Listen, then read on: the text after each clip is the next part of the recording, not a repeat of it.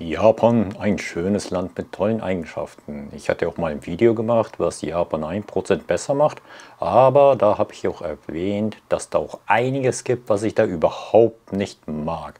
Also lege ich mal heute richtig los. Die Digitalisierung ist gar nicht angekommen. Bei den Behörden oder älteren Firmen ist das Faxgerät noch voll in. Immerhin kann man solche Nachrichten auch von Kombini-Läden, die 24/7 geöffnet sind, schön rüberschicken. Also man muss so ein Gerät auch nicht besitzen. Insofern geht das gerade noch, aber trotzdem ist es irgendwie so seltsam, wenn es dann heißt, ja, schicken Sie uns bitte eine Faxnachricht und alles außer Fax wird nicht akzeptiert. Es geht auch noch Briefsendung, so was? 21. Jahrhundert? So, hallo, danke, nee. Ja, und neben dem Faxgerät gibt es ja auch noch eine Sache. Es gibt den Mega-Stempel Inkan. Das ist ein Stempel mit Nachnamen und der ist viel wichtiger als die Unterschrift. Denn Unterschrift kann man fälschen, aber Inkan nicht oder so. Also ohne Stempel kein Formular. Das wird nicht offiziell anerkannt. Und generell ist es auch so, dass zu jedem Zweck dann irgendwie unterschiedlichen Inkan gibt. Zum Beispiel bei der Paketannahme reicht auch ein Inkan aus dem 100-Yen-Shop. Ja, das ist sicher wertvoller als irgendwie eine Unterschrift und sicherer und fälschungssicher. Ja, genau, bestimmt.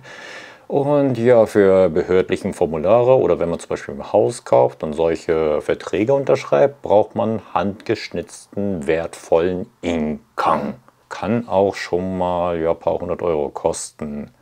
Aber zu Zeiten von 3D-Drucker, 3D-Printer, der auch mittlerweile eine ganz gute Leistung hat, ist sowas schon, sag ich mal, schwachsinnig. Aber viele Leute halten wirklich noch daran fest, leider.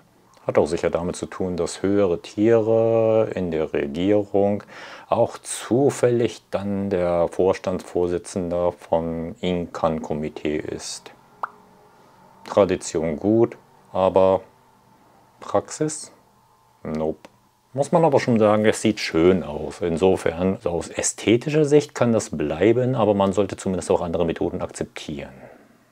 Japaner nehmen alles viel zu ernst und entschuldigen sich zu oft. Ja, wenn jemand irgendwas in Japan verbockt hat, kann es mal vorkommen, dass die Person sich dann so krass aus tiefstem Herzen entschuldigt und am liebsten sich zu Boden wirft und ja am besten auch noch irgendwie ein Loch in den Boden buddelt, um da halt den Kopf zu senken. Also wie so ein Weltuntergang, und mit dieser Ernsthaftigkeit möchte die Person auch zeigen, wie sehr man sich entschuldigt und dass es einem einfach unendlich leid tut. Es ist schön und gut, dass man sich entschuldigen kann, aber es ist auch oft so, dass nur eine Person den Kopf hinhält und ja sich angreifen lässt und sich nur entschuldigt. Aber in der Regel ist es ja auch dann wichtiger zu wissen, warum irgendein Fehler passiert ist und was man beim nächsten Mal so machen kann, so die Verbesserungsvorschläge danach. Aber oft wird nur diese eine Person angegriffen, wird auch dann irgendwann vielleicht auch zum Beispiel von der Firma rausgeworfen und damit ist die Sache geklärt. Und ein paar Jahre später passiert nochmal das Problem. Sowas ist auch üblich. Um sich zu entschuldigen, gibt es auch natürlich verschiedene Stufen, verschiedene Begriffe. Gomen wäre da so ein Casual. Gomen nasai, ein bisschen anständiger. Moshiwake arimasen ist dann schon ernster. Sumimasen, das kommt so unglaublich häufig im japanischen Alltag vor. Und das führt auch oft dazu, dass viele Nicht-Japaner oder Leute, die sich mit japanischer Sprache nicht so gut auskennen, denken, die Japaner entschuldigen sich ja richtig oft. Die sagen wirklich zu jeder Gelegenheit Sumimasen. Allerdings heißt auch Sumimasen manchmal Dankeschön. Wenn zum Beispiel jemand einen Kaffee gemacht hat und ein Kaffee vor dir auf dem Tisch liegt, sagt man auch entweder Arigato oder Sumimasen. Im Sinne von, es tut mir leid, dass du dir die Mühe gemacht hast, extra für mich einen Kaffee zu holen. Also sinngemäß, in anderen Worten, danke.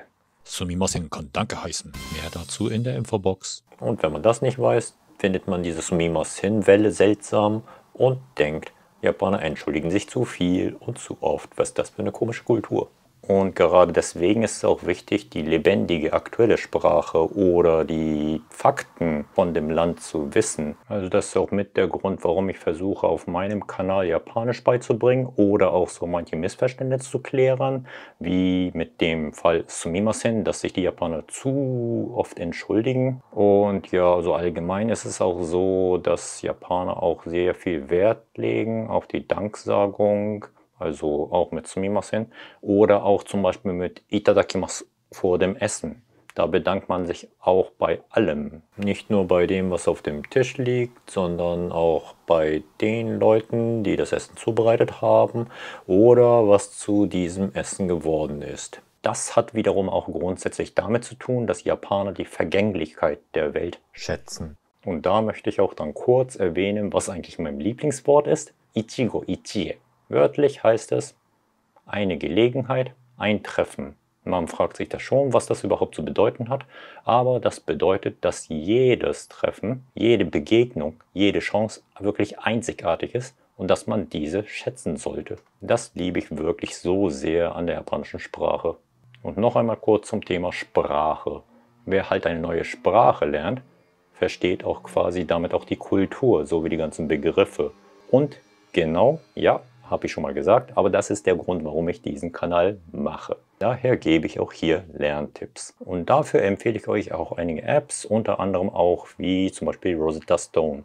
Rosetta Stone ist eine App, um Sprache zu lernen, aber mit einer sehr interessanten Vorangehensweise. Im Gegensatz zu vielen anderen Apps lernt man da keine Vokabeln oder auch keine Grammatik und es gibt auch keine Übersetzung. Man sieht die Bilder, man hört dann die Native-Aussprache und man spricht sie nach. Nihon no Restaurant.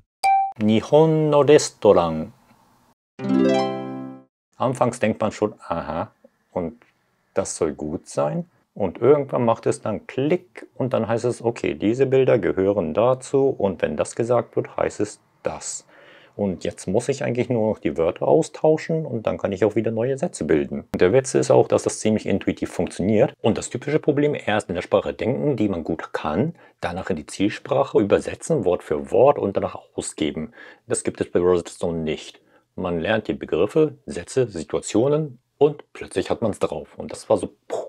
Und ja, natürlich habe ich das noch nicht mit Japanisch gemacht, ist ja klar, weil Japanisch kann ich so ein bisschen. Also mit anderen Sprachen, wie zum Beispiel Türkisch. Funktioniert aber genauso.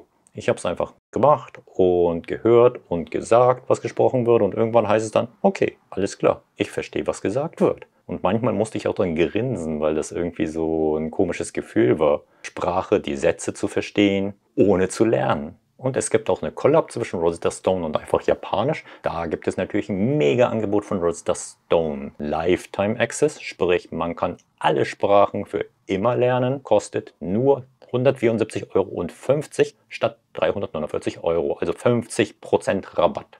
Es gibt auch noch zwei andere Preismodelle, 3-Monats-Paket oder 12-Monats-Paket. Und das 12-Monate-Ding ist auch stark rabattiert und kostet aktuell nur 7,99 € im Monat. Und das kann man auf jeden Fall testen, ohne komisches Gefühl zu haben, denn es gibt 30 Tage Geld-Zurück-Garantie. Also gefällt es euch nicht, bekommt ihr das ganze Geld zurück. Den Link zum Angebot findet ihr unten in der Beschreibung. Ja, so sieht's aus. Und es gibt bei solchen Fällen immer Leute, die dann sagen, ja, wenn man auf eine Tasse Kaffee verzichtet oder sowas, kann man sich das voll problemfrei leisten. Aber sowas sage ich natürlich nicht. Ich will meine Tasse Kaffee. Und zurück zum Thema.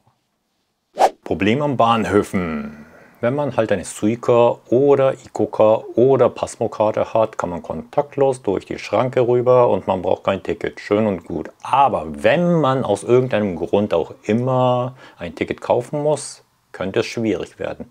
Denn es gibt einen Automaten mit mega Touchscreen und so, aber möchte man ein Ticket kaufen, sieht man so eine Tafel voller Zahlen. Wofür sind die Zahlen? Das sind die Preise bis zum Zielbahnhof.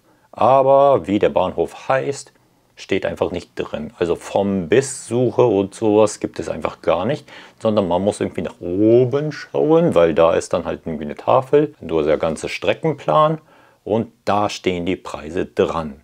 Also man muss ungefähr wissen, so wo ist mein Bahnhof überhaupt und da, okay, das sind 420 Yen, okay, alles klar. Dann muss ich dann die Karte für 420 Yen kaufen. Ist natürlich super, wenn ganz viele Leute hinter dir stehen und warten und dann schaust du ganz in Ruhe nach, was für ein Ticket du kaufen musst. Also man macht genau dasselbe wie vor 30 Jahren. Ein bisschen nutzerfreundlicher wäre auch ganz nice. Ja, wenn man es irgendwie ganz positiv sieht, ist es so wie ein Reaktionstest, wo dann halt eine Zahl zwischen 1 und 25 so im Random aufpoppt und man muss schnell irgendwie nach der Reihenfolge drücken. So in der Art ist das ein bisschen. Ja, ich gebe es zu, kein gutes Beispiel. Es macht keinen Spaß und auch wenn man schnell ist, hat es eigentlich überhaupt keinen Vorteil. Nur die Arbeitszeit zählt. Bei älteren Firmen gilt, wer lange in der Firma bleibt, arbeitet automatisch mehr. Ist natürlich kompletter Bullshit, aber viele glauben daran.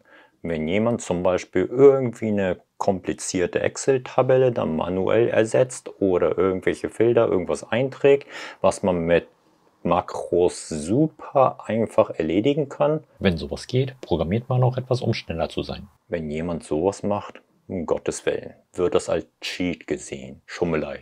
Es muss Handarbeit sein. Oder so nach dem Motto, alles was mit Excel berechnet wurde, wird dann nochmal mit einem Taschenrechner nachgerechnet, um zu checken, ob das wirklich alles richtig ist. Effizient, was bisher gut lief und was bisher funktioniert hat, das bleibt dann auch als unsere schöne Firmentradition. Wie schön. Nicht. Dazu kommt noch, dass die unteren Leute halt nicht aus der Firma gehen können, solange die Vorgesetzten noch in der Firma sitzen.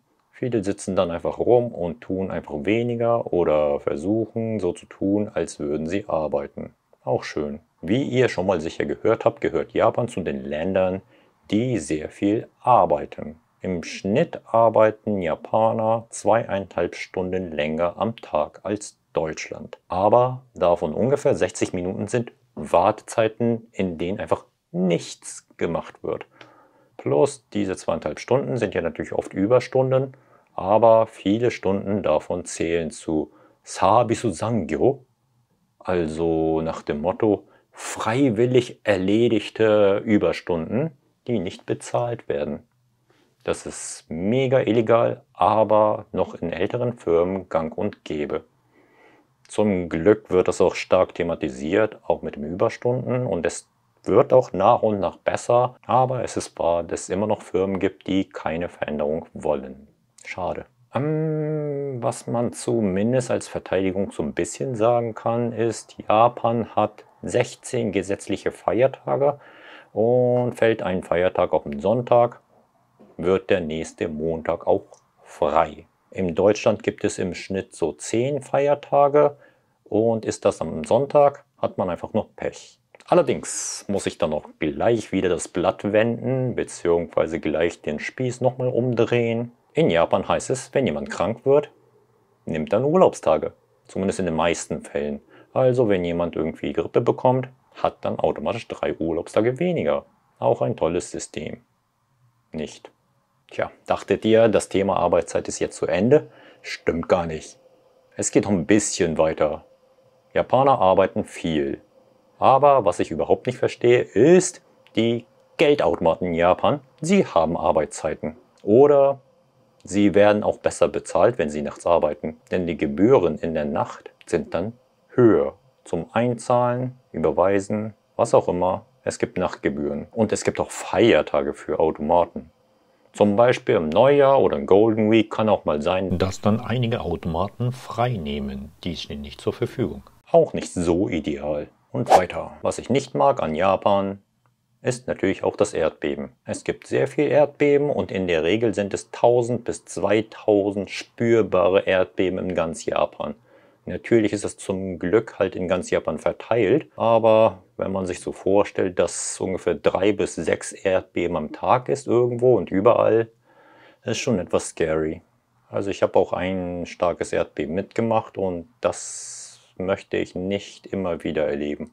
Es ist eigentlich immer noch so, auch nach über 10 Jahren, wenn es da ein bisschen wackelt, was, wenn das länger wird oder was, wenn es plötzlich stärker wird?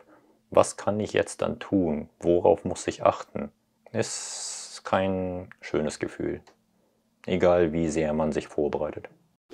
Und der letzte Punkt für heute, die japanische alte Toilette, also quasi mehr oder weniger Loch am Boden. Diese Toilette setzt einfach voraus, dass alle Leute Asian Squats können.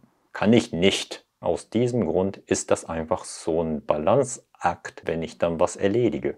Und das ist krass anstrengend. Daher hasse ich japanische Toiletten. Aber die moderneren Toiletten sind einfach der Hammer und dazu mache ich definitiv ein Video. Irgendwie auch ziemlich schräg, kräftig anzukündigen, dass ich ein Toilettenvideo mache. Aber das mache ich wirklich, versprochen. Ob ihr es sehen wollt oder nicht, ich mache das. Es gibt noch mehrere Punkte, aber ich glaube für heute ist genug. Ja, manchmal macht es mir auch ein bisschen Spaß, über Japan zu ranten. Danke für euren Support immer. Danke fürs Zuhören bzw. Zuschauen. Euer Abonnement, Daumen hoch, Kommentare, Mitgliedschaft. Da hättet ihr auch theoretisch die Möglichkeit, in den Discord-Server zu gehen, um mir direkt Fragen zu stellen. Ansonsten auch für den Einkauf im Merch-Shop, dass ihr überhaupt da seid, macht mich schon glücklich. Vielen Dank, arigato und mata ne.